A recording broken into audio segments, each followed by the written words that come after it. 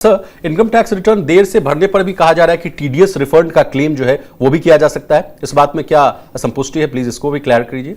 देखिए, ऐसा है, एक सेक्शन है 263 इनकम टैक्स एक्ट 1961 के अंदर, जिसमें कहा गया था कि अगर आप बिलेटेड रिटर्न फाइल करते हो तो अगर आपका कोई टैक्स बनता है ना तो सिर्फ वही जमा करा सकते हो, लेकिन अगर कोई रिफंड है तो वो क्लेम नहीं कर सकते। लेकिन फाइनेंस बिल 2025 के अंदर उस वाले सेक्शन को अब जब 11 फरवरी को रखा और बाद में विड्रा किया ना, विड्रा करने के बाद ये वाला सेक्शन भी हटा लिया गया। इसकी इंटरप्रिटेशन आज की डेट में यह निकल के आ रही है क्योंकि इसको हटाया गया है इसलिए आप रिफंड भी क्लेम कर पाओगे। लेकिन मैं यहाँ पर ना आपको सावधानी दे जाना चाहूँगा, ये अभी इंटरप्रिटेशन निकाली जा रही है कि पूरा का पूरा हिस्सा निकालने की वजह से, लेकिन इसके ऊपर जैसे ही ये पूरी तरह से लागू होगा, रूल्स आएंगे, आज की स्थिति में क्लैरिटी ये है कि रिफंड क्लेम किया जा सकता है। जी सर, आपसे चर्चा हम लोग कर रहे थे, आप बहुत अच्छा डेटा बता रहे थे कि विशाल, पहले देखिए 1961 वाले एक्ट में आप जो कह रहे थे, इनकम टैक्स वाला एक्ट है,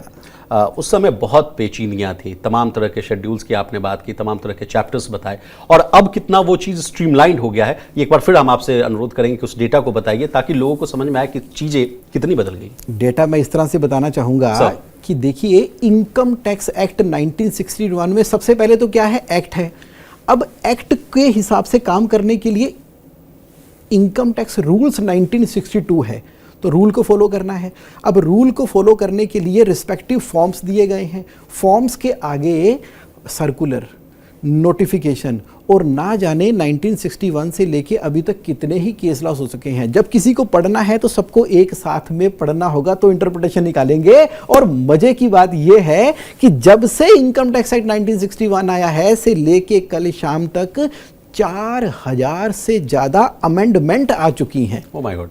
मतलब कि अगर आप किसी को कैश पेमेंट करना चाहते हैं ना, तो आप सेक्शन पढ़ना शुरू करेंगे तो आपको क्या सुनाई देगा कि section 40A3 read with rule 6DD subject to the circular issued in respect of the farmer. अब आम इंसान तो बुखला ही जाएगा, उसके लिए तो कोई ना कोई वकील, कोई टैक्स एक्सपर्ट, कोई क्वालिफाइड चार्टर्ड अकाउंटेंट चाहिए जो सभी बिंदुओं को पढ़े और सोने पे सुहागा जो कुछ लिखा भी हुआ है उसके ऊपर किसी ना किसी हाई कोर्ट, सुप्रीम कोर्ट की जजमेंट आ चुकी होगी और नलीफाई हो चुका होगा। परेशानियां इतनी थी, आप मान के चलो 819 section, 47 chapter income tax act में है। अब क्या कर दिया है, लैंग्वेज सिंपल कर दी है, आम बोलचाल की भाषा कर दी है, सेक्शन 536 कर दिए हैं, चैप्टर सिर्फ 23 कर दिए गए हैं, साथ में फार्मूले भी दे दिए गए हैं। ये बड़ा एक टेंजिबल विजिबल परिवर्तन है। और 5 लाख उसका वजन आप देखोगे ना, 5 लाख शब्द हैं इनकम टैक्स एक्ट 1961 के अंदर, और इसके शब्दों की संख्या 2,48,000 है। जी, तो बहुत कम हो गया है सर, और चीज़ें अब आसान से सरल भाषा में लोगों को समझ में भी आएगी।